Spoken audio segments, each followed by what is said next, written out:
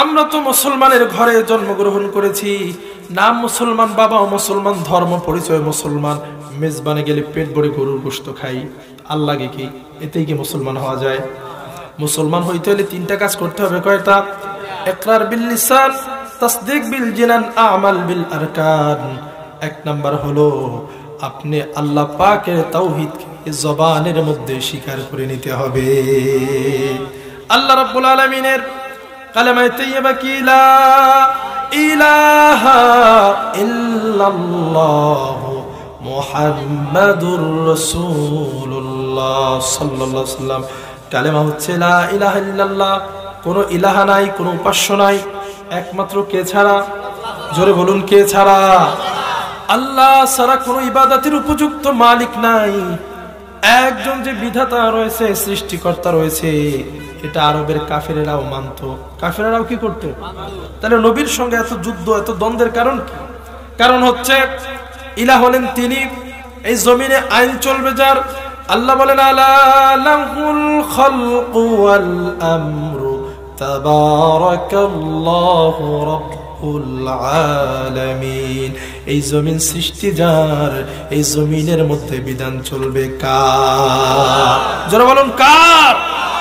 আমার মুসলমান ভাইয়েরা, এই কারণে আল্লাহকে আপনি শুধু মানলেন, নামাজ পড়লেন, কিন্তু আল্লাহর বিধান ভালো লাগে না, পর্দা ভালো লাগে না, সুদ থেকে বাঁচতেছেন না, ঘুষ থেকে হেফাজত রইতেছেন না, হালাল হারামের কোনো পরোয়া করেন না, রমজান মাসে ওই লাল কালো পর্দা বাইটেক করে দোকানের মধ্যে গিয়ে পেট ভরে খাবার খান, আজান হয়ে যায়, নামাজে যান না, এর নাম কি ইমানদার হওয়া যায়? আল্লাহকে সব ক্ষেত্রে মানতে হবে। দুনিয়ার কেউ যেটা দেখে না সেটা দেখেন কে? আল্লাহ রাব্বুল আলামিন, তিনি হায়াতের মালিক, রিজকের মালিক, মৌতের মালিক, আইনদাতা, বিধানদাতা, সৃষ্টিকর্তা, সবকে এইটা মুখের মধ্যে স্বীকার করতে হবে। এবং আল্লাহর হাবিব মুহাম্মদুর রাসূলুল্লাহ সাল্লাল্লাহু আলাইহি ওয়াসাল্লাম সর্বশেষ এবং সর্বশ্রেষ্ঠ নবী এবং রাসূল, এটা মেনে নিতে হবে। কথা বলেন ঠিক কি না? আজকে আমাদের এই জমিনের মধ্যে একদল মানুষ যারা কাদিয়ানি, নাম কি? কাদিয়ানি। এরা আমার নবীকে শেষ নবী মানতে চায় না। ওই ভারতের কুখ্যাত মির্জা গোলাম মোহাম্মদ শয়তান কাদিয়ানিকে তারা নবী মানে চিৎকার মেরে পড়েন নাউজুবিল্লাহ। আমার নবীর পরে কি কোনো নবী আছে? কিয়ামত পর্যন্ত কোনো নবী আসবে?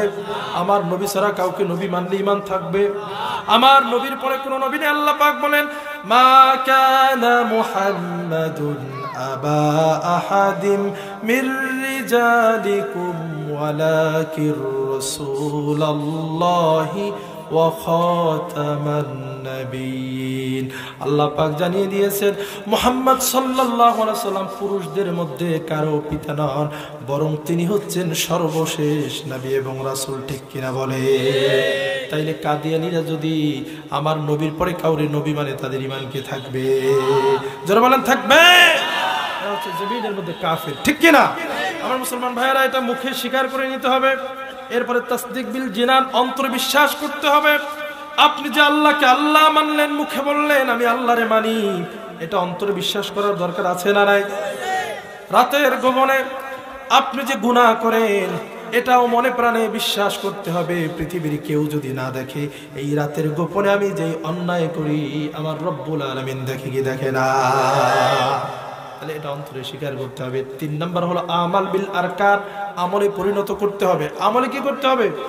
এই যে আল্লাহকে মানলেন, অন্তরে বিশ্বাস করলেন, এখন নামাজ পড়তে হবে, রোজা রাখতে হবে, হজ ফরজ হলে হজ করতে হবে, যাকাত ফরজ হলে যাকাত দিতে হবে, পর্দা করতে হবে, হালাল হারাম পার্থক্য করে চলতে হবে, আমলে পরিণত করে দেখাইতে যদি পারেন, এই 3টা কাজ করলে পরিপূর্ণ ঈমানদার হওয়া যাবে। কতক্ষণ ঠিক কিনা? শুধু নামে মুসলমান, বংশ পরিচয় মুসলমান, আর গরুর গোশত খায়, এর নাম কিন্তু মুসলমান নয়।